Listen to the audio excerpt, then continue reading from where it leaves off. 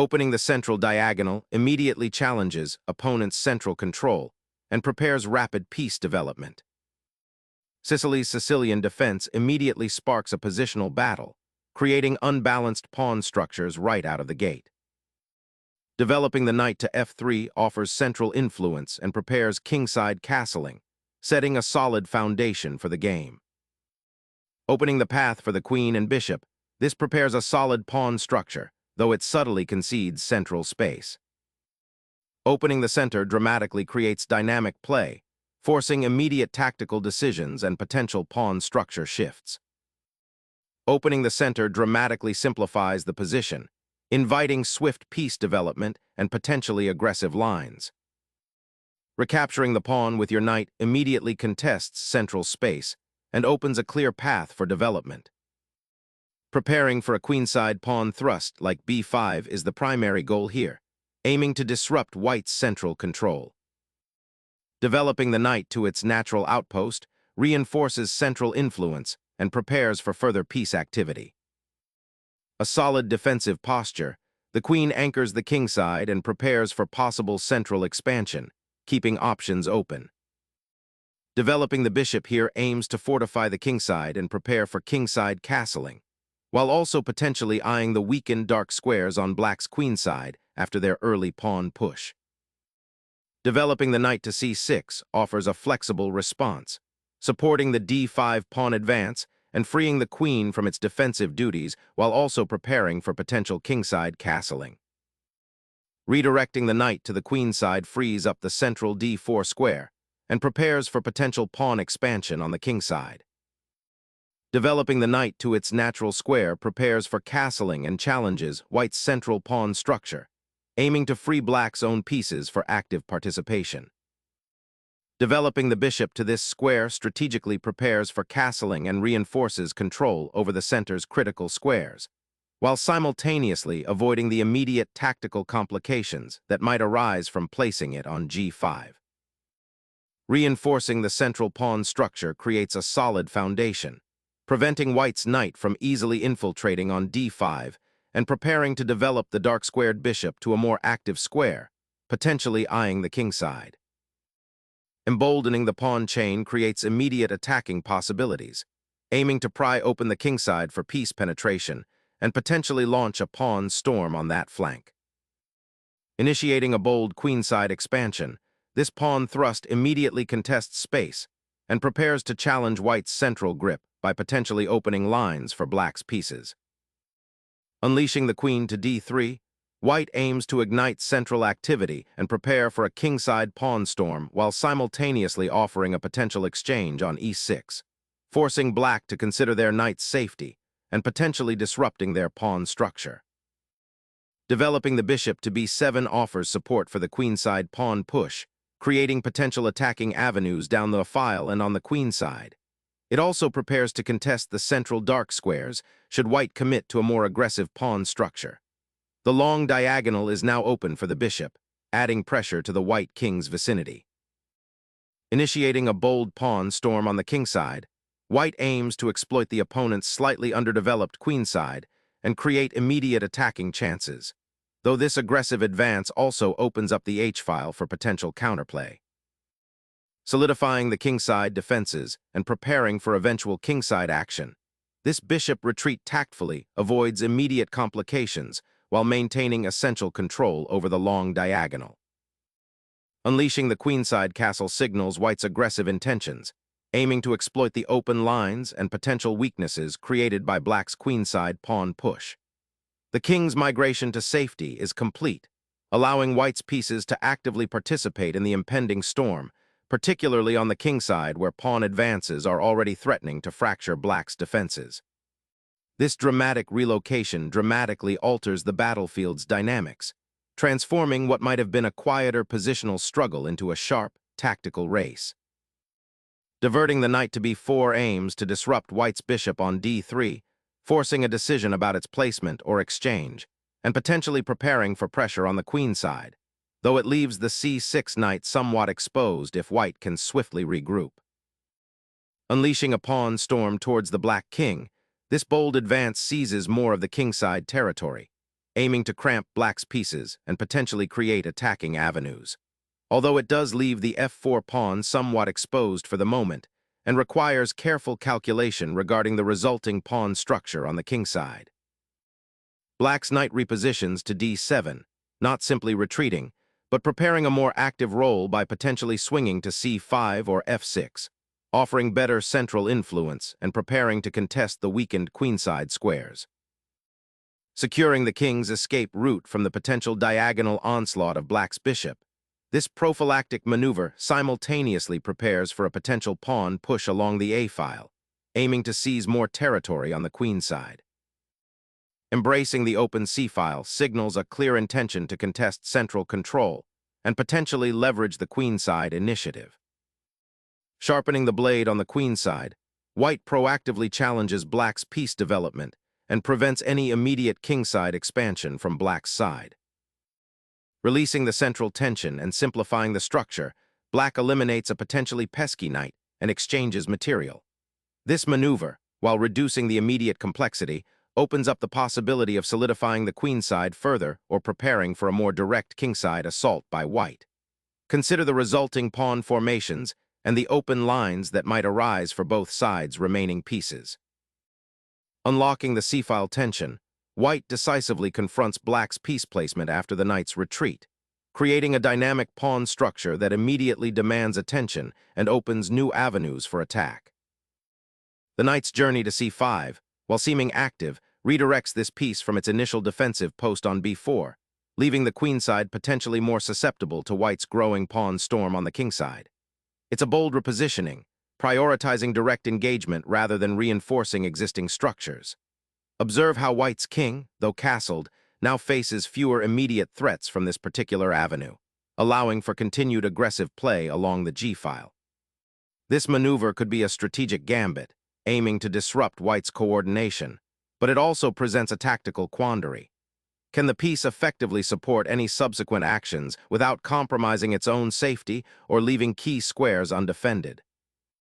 Unleashing the knight to d4 injects immediate dynamism, contesting the central squares and subtly hinting at future queenside expansion with the relocated knight. This redeployment seeks to capitalize on the currently uncoordinated black pieces, potentially creating avenues for an attack before black's pawn structure fully solidifies. It's a calculated risk that aims to disrupt black's developing rhythm and seize the initiative in this sharp Sicilian Najdorf variation. Shifting the bishop to a8 presents a strategic conundrum, forcing white to reevaluate the pressure on the queenside and the vulnerability of its own castled king.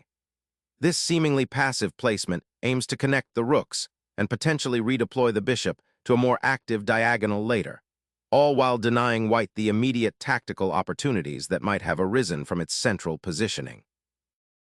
Unleashing a pawn storm on the kingside, white immediately intensifies the pressure, seeking to pry open lines towards black's still uncastled monarch.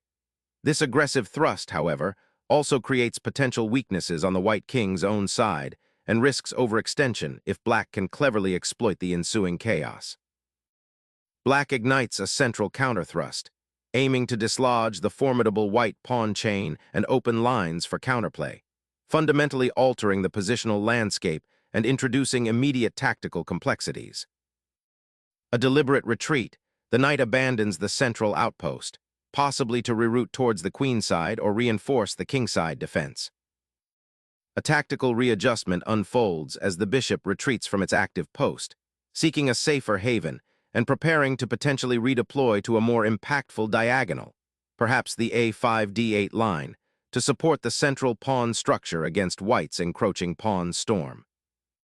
Ready to unleash the rook's power on the kingside, the strategic deployment of the rhg1 aims to solidify white's attacking momentum, preparing for potential pawn storms and piece incursions down the g-file. Liberating the queen from its passive defense and repositioning it to a more active square where it can potentially support a central pawn push or assist in controlling the b-file represents a shift in black's strategic approach. Unleashing a pawn storm on the kingside, 21. G6 aggressively challenges black's pawn structure and seeks to pry open critical lines for the white rooks, aiming to exploit the d8 bishop's potential confinement and the king's precarious central position. opening a controlled chaos, sacrificing material clarity for king's safety. Unleashing a pawn storm, white punctures black's defenses, forcing a critical choice that will redefine the central and kingside structures, potentially opening critical lines for attack while simultaneously exposing their own monarch to counterplay if black can seize the initiative. The rook's relocation to the 7th offers crucial support for the pawn and prepares to contest the open c-file, a vital artery for activity. It subtly redirects black's attention from white's kingside assault towards a more balanced, though still precarious, fight for central control and counterplay along the open file. This maneuver anticipates white's potential advance of the g-pawn and seeks to create a defensive anchor, even as the queenside remains underdeveloped. The challenge now for black is to activate the remaining pieces and prevent white from consolidating their spatial advantage. Opening the d-file is a bold, double-edged sword, aiming to destabilize black's pawn structure and potentially unlock lines towards their king, but it simultaneously weakens white's own central control and creates targets. Challenging the central pawn structure, black aims to disrupt white's advancing queenside pawns and open lines for counterplay. This capture, while seemingly straightforward, unleashes a cascade of possibilities along the open d-file and potentially creates new weaknesses in white's pawn phalanx. The consequences of this exchange will ripple through the ensuing middle game, impacting king's safety and peace activity for both sides. Liberating the d-file offers a tantalizing glimpse into the opponent's king sanctuary. A calculated risk to activate the rook, aiming to disrupt white's pawn chain and potentially create a passed pawn on the d-file. Unleashing a pawn storm, white initiates a daring pawn thrust, aiming to rip open black's kingside defenses and exploit the exposed monarch. A calculated risk unfolds as black ventures into the contested central space, aiming to dislodge the firmly entrenched knight and potentially disrupt white's pawn structure. This maneuver injects immediate dynamism, demanding a sharp response to avoid being outmaneuvered. Initiating a regrouping maneuver, the rook abandons its exposed central post, seeking refuge on the d-file's more secure rank, setting the stage for potential future exchanges or a defensive repositioning. Unlocking the f-file now offers a potent avenue for attack, though it simultaneously exposes your king to increased scrutiny. Unleashing the rook with tempo aims to dismantle black's pawn shield, opening lines towards their king, which is remarkably still in the center while white has successfully castled. This aggressive push sacrifices material indirectly, banking on the initiative to overwhelm black's disorganized defenses and exploit the exposed black king. The resulting open files and potential peace activity for white suggest a sharp, tactical continuation is imminent.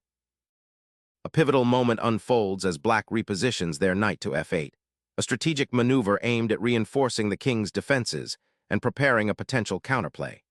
This move acknowledges the immense pressure white's rook currently exerts on the g-file and signals a defensive consolidation rather than an immediate tactical engagement. The knight's journey back home signifies a temporary retreat, a necessary step to weather the storm of white's aggressive pawn storm and rook activity. It also opens up possibilities for the queen to potentially swing over and support the queenside if white's attack falters. The underlying idea is to survive the current onslaught and wait for an opportunity to equalize. Shifting the rook across the board aims to reinforce the kingside pressure and potentially target the uncastled monarch, creating a dynamic imbalance where white's central pawns are less of a liability. Initiating counterplay on the kingside might finally be the antidote to white's imposing pawn chain structure, forcing a reevaluation of that aggressively advanced g-pawn and the looming threats it portends. Unleashing the queen to the central attacking square, this piece repositions for a more direct confrontation, seeking to exploit the slightly exposed enemy monarch by creating potential mating nets, all while keeping an eye on potential pawn breaks. The queen's repositioning aims to exert pressure on the b-file and potentially white's king, but it allows white to solidify their queenside initiative and potentially prepare a pawn storm. Sharpening the attack along the g-file, this maneuver aims to disrupt black's king safety and create immediate threats, potentially forcing concessions or opening lines for further aggression. Accepting the sacrifice initiates a dynamic struggle where material imbalance will be a constant factor, potentially leading to thrilling complications. Reclaiming the open file with the rook immediately re-establishes pressure, a vital step after the material exchange, and forcing the black bishop to abandon its vital diagonal coverage. Unleashing a rook to the 6th rank opens up a new avenue of pressure, directly challenging white's pawn chain and aiming to exploit the awkward placement of the g-pawn. The white knight finds a very active outpost, creating immediate pressure on the black kingside and disrupting black's defensive setup.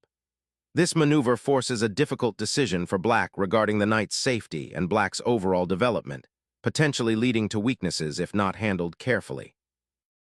Unleashing a counterattack, black pivots the knight to a more active square, aiming to disrupt white's aggressive pawn push and potentially create threats against the exposed white king. Unleashing a knight sacrifice, the immediate pressure on the f-file, combined with the potential for a swift mating attack, forces black into a difficult defensive posture. White is gambling that the open lines and piece activity will overwhelm black's compromised king's safety, even at the cost of material. A desperate bid to reignite counterplay, seeking to exploit the newly opened g-file and potentially tie down white's exposed king. The repositioning of the queen to g4 aims to exploit the compromised pawn structure on black's kingside and create immediate threats against the f7 rook and potential skewers along the g-file. A precarious position arises, as the black rook on h6 now becomes a tantalizing, unprotected target, inviting white to exploit its exposed location with immediate threats. The immediate occupation of the open central file, RC2*, sets a strategic trap, aiming to exploit the compromised kingside and the potential for white's heavy pieces to converge on the black monarch. King's newfound liberty on d8, though seemingly active, abandons the central structure and allows white's rook-a-potent invasion along the open c-file. Unlocking the f-file opens a direct assault on black's now exposed monarch, while simultaneously threatening to infiltrate with the rook, creating significant harassment.